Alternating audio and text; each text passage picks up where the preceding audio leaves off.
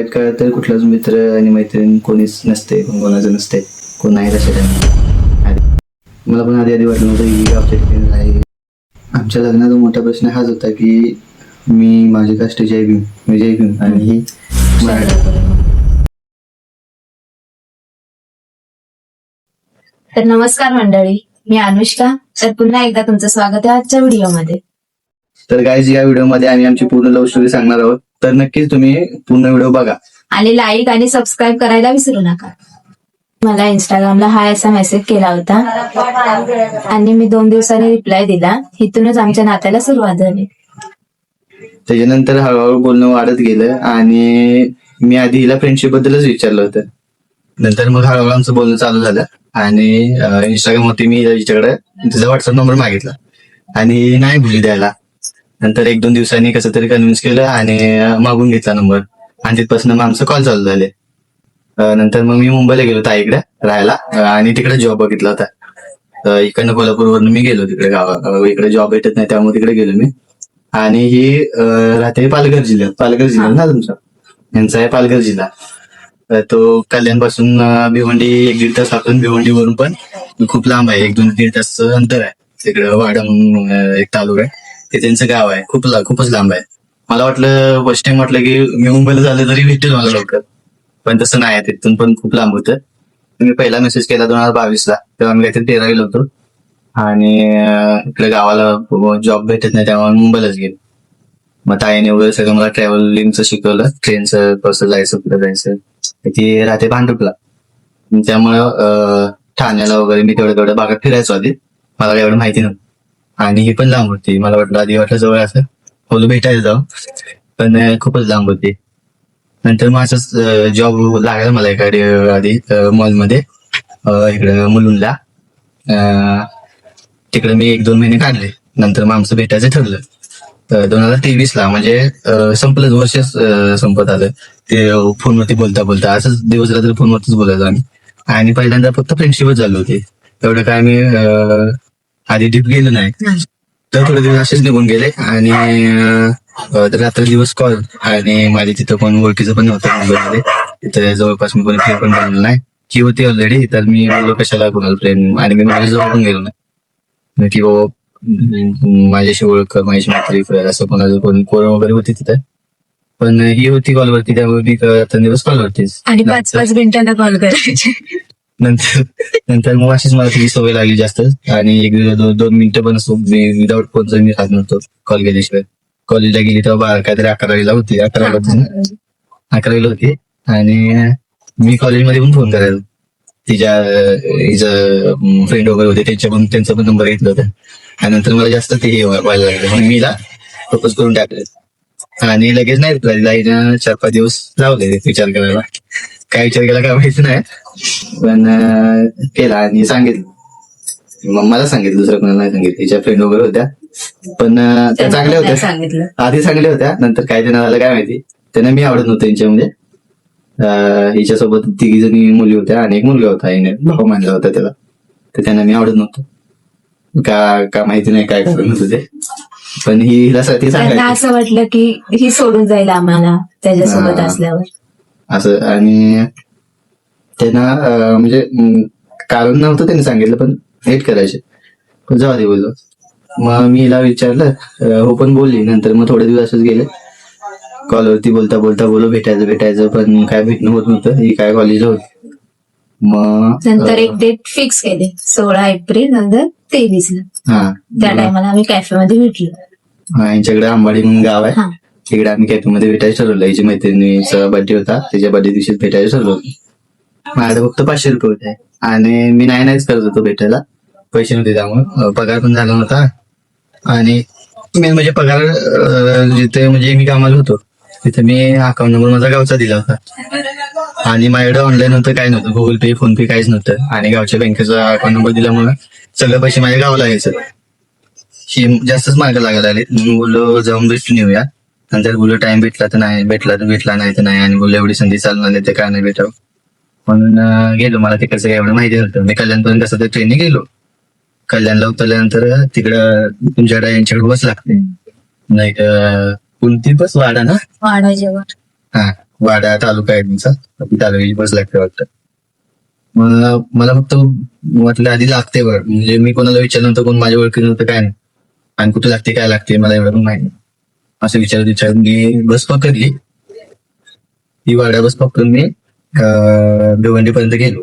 मग भिवंडी आल्यानंतर मला म्हणजे तिथली मधली गाव मला माहिती नव्हती तेवढे, पण भिवंडी ऐकून तरी माहित होतं. भिवंडी आल्यावरती थोडस मला वाटलं की आहे ओळखीचं काहीतरी आहे. नंतर तिथून पण 1-1.5 तासाचं अंतर होतं, हे मला पण माहित नव्हतं. हे नंतर फोनवरून सांगितलं. आधी सांगितलं असं तर आले नसते. मग गेलो तर ही सगळी कॅफे मध्ये होते. आणि आंबाडीला पोहोचले आणि तिथे माझा भाऊ गेला होता घ्यायला. हा, तो मानलेला भाऊ ना. मग ती चांगली वागत होती तिच्यासोबत आधी आधी, नंतर त्यांचं काय झालं माहिती. मग तिथं बर्थडे वगैरे केला तिचा, आम्ही भेटलो वगैरे. बर्थडे वगैरे केला, तिथं सेलिब्रेशन केलं.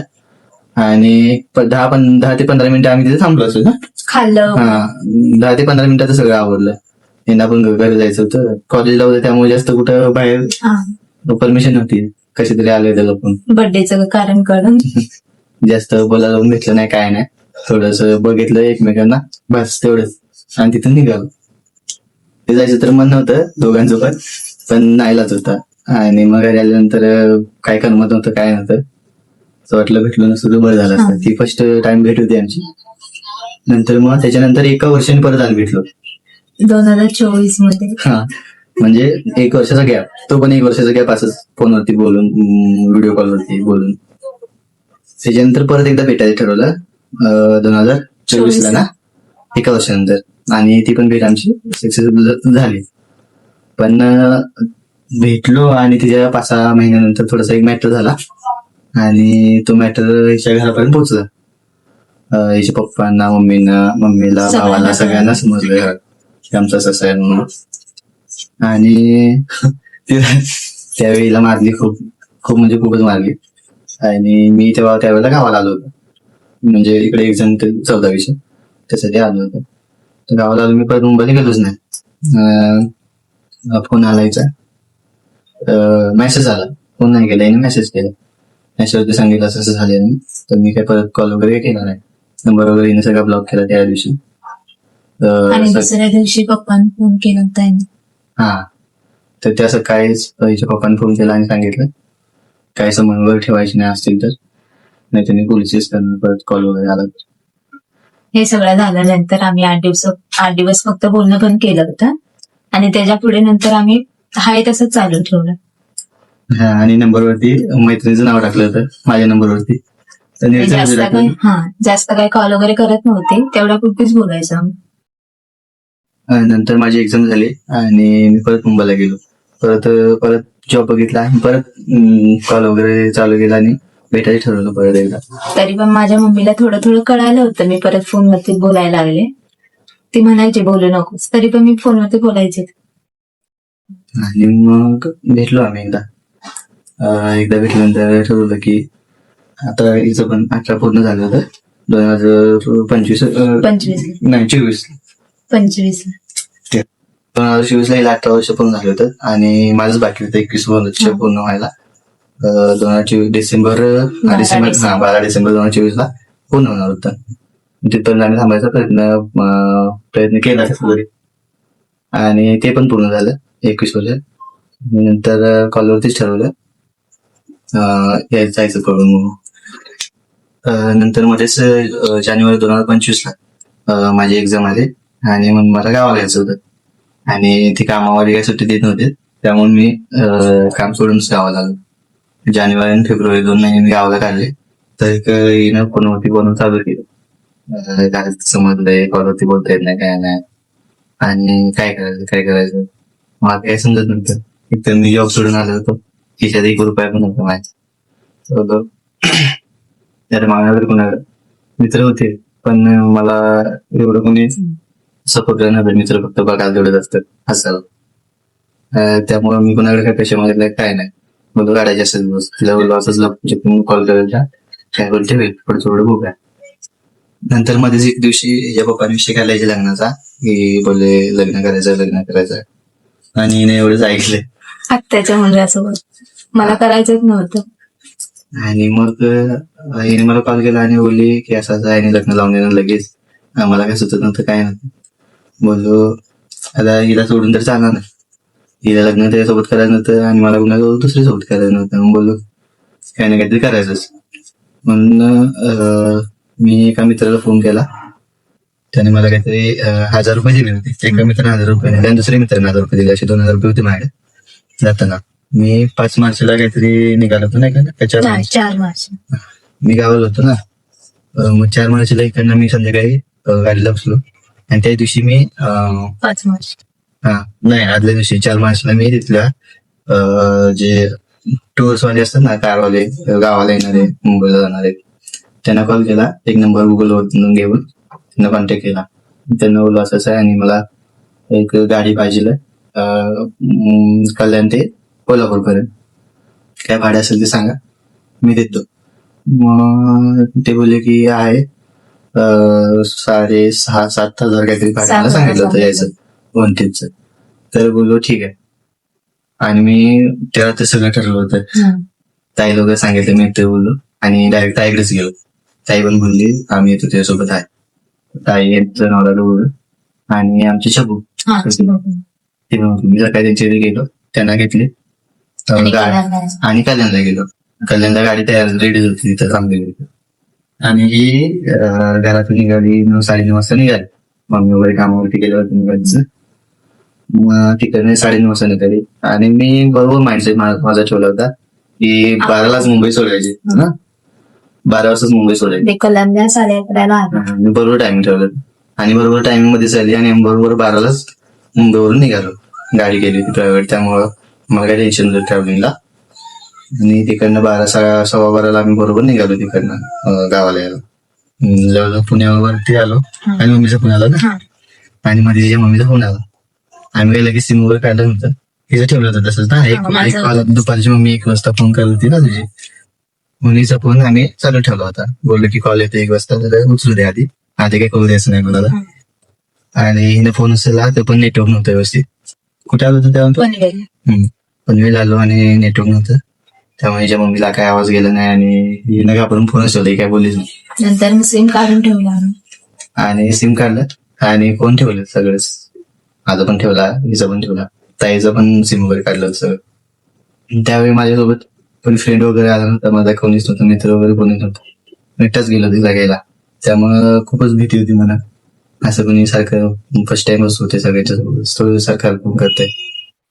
आणि तिकडनं मग आलो गावाला आल्यानंतर रात्री आम्ही पोहोचलो 11 वाजता. पुण्यावरती थोडासा लेट झाला. ट्रॅफिक वाल्यांनी अडवलं होतं आणि तिथून निघालं तर कोल्हापूरमध्ये यायला आम्हाला खूपच टाइम झाला. 10-10:30 वाजले कोल्हापूरमध्ये. आणि कोल्हापूरमध्ये आल्यानंतर ताईच्या फोनवरती तिच्या भावाने फोन केला. त्याचा पण नंबर होता. हिच्या फोनवरती मी एकदा ताईच्या फोनवरून कॉल केला होता. तर तो नंबर हिच्या फोनमध्ये राहिला होता तसंच मम्मीच्या फोनवर. तर त्याने तो बदल काढून घेतला आणि फोन केला. ताईला फोन केला आणि तिने उचलला पटकन ना. आणि ती बोलली नाव वगैरे असं तसं बोलली. तिकडे निघालो आणि मी मुंबईला जाताना हिला घ्यायला जाताना मी मला खरं सांगितलं होतं. फक्त मम्मीला आणि आजीला थोडंच बोललो होतो आणि छोट्या बहिणीला तिघींनाच बोललो होतो. पप्पाने काय सांगितलं नव्हतं मॅसेज करतो म्हणून. आणि त्यांनी मला पाठवून दिलं पण नसतं मुंबईत. तर तिकडनं रंकाळ्यावरती आलो कोल्हापूरला आणि तिथं फोन लावला मी घरी. बोललो की असं लग्न करणार आहे आणि मी घेऊन आलो हिला. पप्पांना सांगितलं. मग काय बोलले नाही. बोलले या घरी. मग तिकडे निघालो डायरेक्ट घरी आलो. 11-11:30 वाजले. 11 वाजले घरी आलो.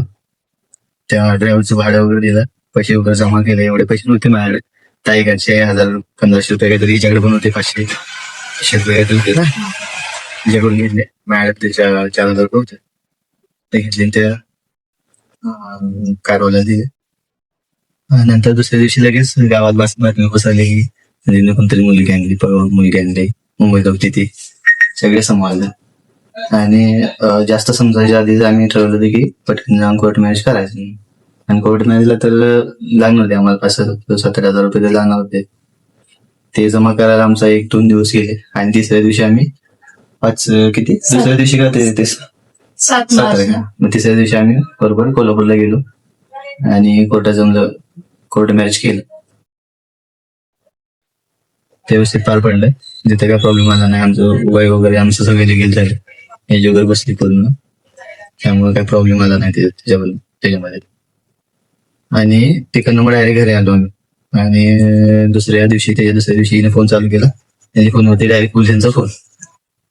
आमचं म्हणणं होतं की हिने फोन करून मी पप्पांना सांगावं की लग्न केलंय मी आणि केस वगैरे काय पोलीस स्टेशन जाऊन केस वगैरे काय करू नये, हेच म्हणणं होतं. त्याच्या आधी तिच्या मम्मीने जाऊन पोलीस केस केली होती, मिसिंग टाकली होती, मिसिंग आहे म्हणून. मग नंबर वगैरे दिला होता, तर हिने कार्ड घातलं. तेवढ्यात पोलिसांचा डायरेक्ट फोन आला हिच्या फोनवरती. ते विचारायला लागले काय झालं, काय कुठे नक्की आहेत, कुठे तुम्ही, कोणतं गाव आहे. मग सांगितलं सगळं. खरं सांगितलं. आणि काय घाबरलो नाही. वकिलाला मी डायरेक्ट फोन केला आणि त्यांना म्हणून विचारलं, बोलो काय प्रॉब्लेम नाही काय, त्याच्यामध्ये काय नाही, सगळं लिगली झालं, त्याच्यामुळे काहीच प्रॉब्लेम येणार नाही तुम्हाला. मग ते बोलले की आता मिसिंगची केस टाकली तर ती मिटवायला तर पाहिजेच, मग ती आम्ही हजर राहिल्याशिवाय मिटवणार.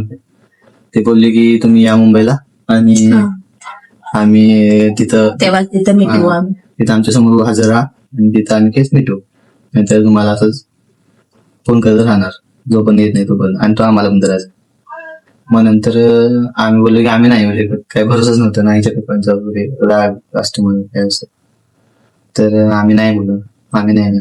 मग नंतर आम्ही त्यांना सांगितलं की जवळच्या पोलीस स्टेशन मध्ये जाऊन हजर राहतो, तिकडनं तुम्ही त्यांच्याकडून केस मिटवून घ्यायला की काय असेल ते घेऊन फोटोवर आमचे कागदपत्र सगळं जमा केले आम्ही. आणि आम्ही तालुक्याला गेलो आमच्या, आणि तिथल्या पोलीस स्टेशन मध्ये जाऊन आम्ही हजर राहिलो.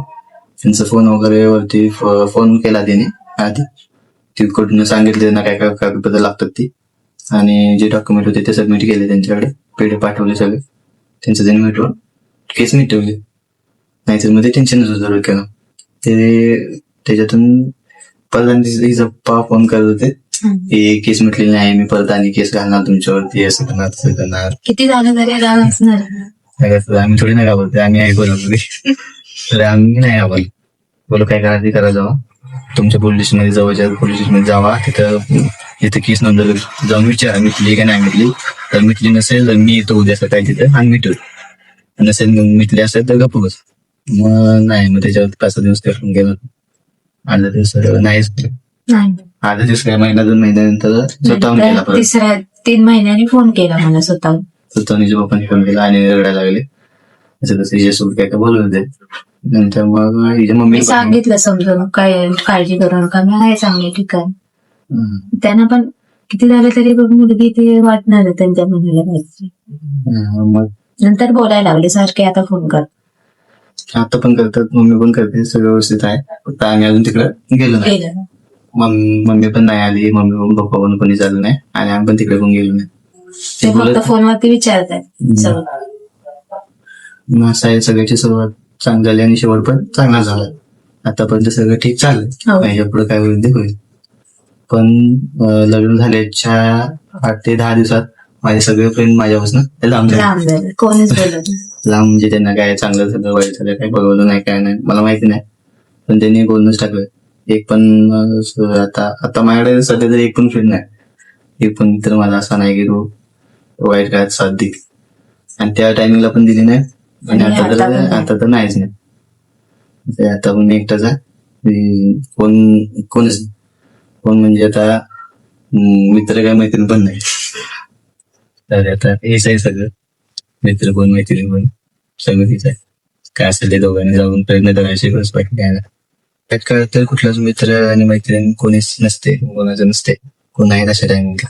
आधी बोलतात मित्र सोबती नसते, ते सगळे नसते. मला हिच्यावरती झालेली जास्त खर्च नव्हता, कारण आमच्या रिलेशन मध्ये होतं तेव्हा पण खूप भांडणं व्हायची, आणि आता पण होतात.